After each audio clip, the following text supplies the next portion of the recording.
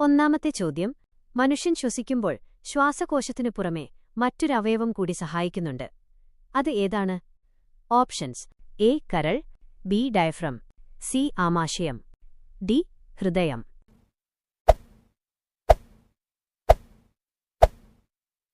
ഉത്തരം B diaphragm.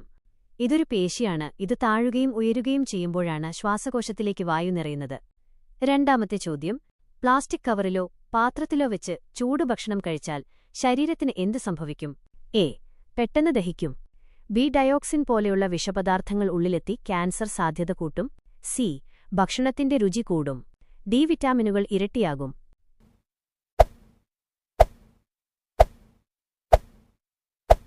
ശരിയായ ഉത്തരം ബി. ഡയോക്സിൻ പോലെയുള്ള വിഷപദാർത്ഥങ്ങൾ ഉള്ളിലെത്തി ക്യാൻസർ സാധ്യത കൂട്ടും. ചൂടുള്ള ഭക്ഷണം പ്ലാസ്റ്റിക്കുമായി സമ്പർക്കത്തിൽ വരുമ്പോൾ പ്ലാസ്റ്റിക്കിലുള്ള രാസവസ്തുക്കൾ ഉരുകി ഭക്ഷണത്തിൽ കലരുന്നു. ഇത് ഹോർമോൺ തകരാറുകൾക്കും ദീർഘകാലാടിസ്ഥാനത്തിൽ ക്യാൻസർ പോലെയുള്ള രോഗങ്ങൾക്കും കാരണമായേക്കാം. മൂന്നാമത്തെ ചോദ്യം, ലോകത്തിൽ ഏറ്റവും കൂടുതൽ പാമ്പുകളുള്ള ഒരു മനുഷ്യനുപോലും ജീവിക്കാൻ അനുവാദമില്ലാത്ത ദ്വീപേതാണ്? A Barbados, B Snake Island, C Madagascar, D Sentinel island.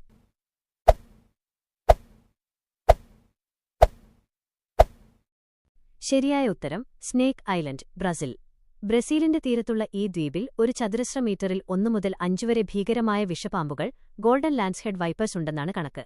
ആളുകളുടെ ജീവന് വലിയ ഭീഷണിയായതിനാൽ ബ്രസീലിയൻ സർക്കാർ ഇവിടെ മനുഷ്യർ പ്രവേശിക്കുന്നത് പൂർണ്ണമായി നിരോധിച്ചിരിക്കുകയാണ്. നാലാമത്തെ ചോദ്യം, വെറും വയറ്റിൽ അമിതമായി കാപ്പി കുടിച്ചാൽ ശരീരത്തിലെ ഏത് അവയവത്തെയാണ് അത് ഏറ്റവും കൂടുതൽ ബാധിക്കുന്നത്? എ കണ്ണ്, ബി ആമാശയം, സി ശ്വാസകോശം, ഡി പ്ലീഹ.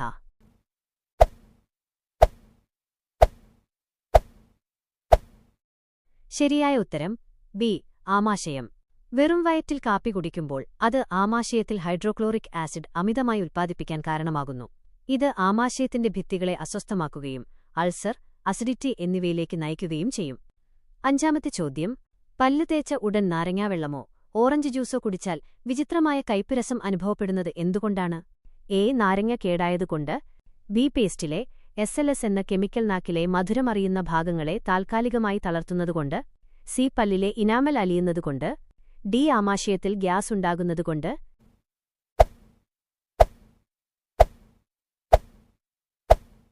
ശരിയായ ഉത്തരം ബി പേസ്റ്റിലെ SLS എന്ന കെമിക്കൽ നാക്കിലെ മധുരമറിയുന്ന ഭാഗങ്ങളെ താൽക്കാലികമായി തളർത്തുന്നതുകൊണ്ട്.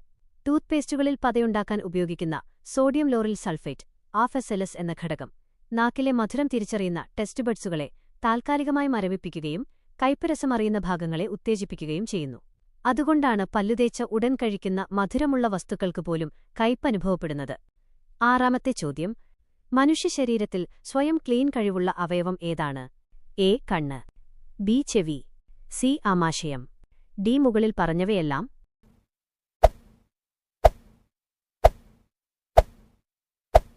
ശരിയായ ഉത്തരം ഡി മുകളിൽ പറഞ്ഞവയെല്ലാം. കണ്ണ് കണ്ണീരിലൂടെ, ചെവി ചെവിക്കായത്തിലൂടെ, ആമാശയം ആസിഡുകളിലൂടെ എന്നിവയെല്ലാം പുറത്തുനിന്നുള്ള സഹായമില്ലാതെ സ്വയം അഴുക്കുകളെയും അണുക്കളെയും പുറന്തള്ളാൻ ശേഷിയുള്ള അവയവങ്ങളാണ്. ഏഴാമത്തെ ചോദ്യം, കണ്ണടയ്ക്കാതെ ശ്വാസം വിടാൻ കഴിയാത്ത ഒരേയൊരു ജീവി ഏതാണ്? എ മനുഷ്യൻ, ബി തവള, സി പാമ്പ്, ഡി പല്ലി.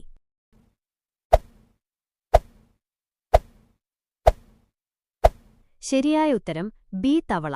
തവളകൾക്ക് വിഴുങ്ങാനോ ശ്വാസോച്ഛ്വാസം പൂർണ്ണമാക്കാനോ അവയുടെ കണ്ണുകളുടെ സഹായം ആവശ്യമാണ്.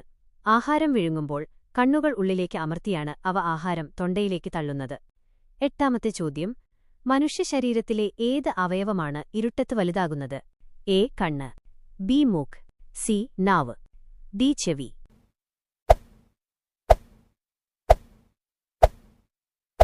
ശരിയായ ഉത്തരം എ കണ്ണ്.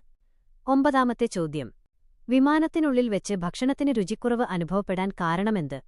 എ വിമാനത്തിലെ ആഹാരം മോശമായതുകൊണ്ട്, ബി ഉയർന്ന അന്തരീക്ഷമർദ്ദവും ഈർപ്പമില്ലായ്മയും നാക്കിന്റെയും മൂക്കിന്റെയും ശേഷി 30% കുറയ്ക്കുന്നതുകൊണ്ട്, സി വിമാനത്തിന്റെ എഞ്ചിൻ ശബ്ദം കൊണ്ട്, ഡി തണുപ്പ് അമിതമായതുകൊണ്ട്.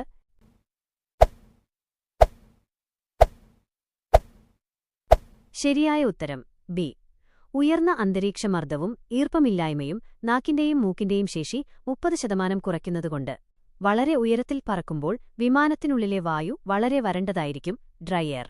കുറഞ്ഞ ഈർപ്പവും കാബിൻ പ്രഷറും കാരണം നമ്മുടെ നാക്കിലെ മധുരവും ഉപ്പും തിരിച്ചറിയാനുള്ള സ്വാഭാവിക ശേഷി 30% താൽക്കാലികമായി കുറയുന്നു.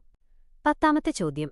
അമിതമായി ദേഷ്യപ്പെടുമ്പോൾ ശരീരത്തിലെ ഏത് അവയവത്തിനാണ് ഏറ്റവും കൂടുതൽ കേടുപാടുകൾ സംഭവിക്കുന്നത്? Options: A. വൃക്ക, ബി. കരൾ, സി. ഹൃദയം, ഡി. ശ്വാസകോശം.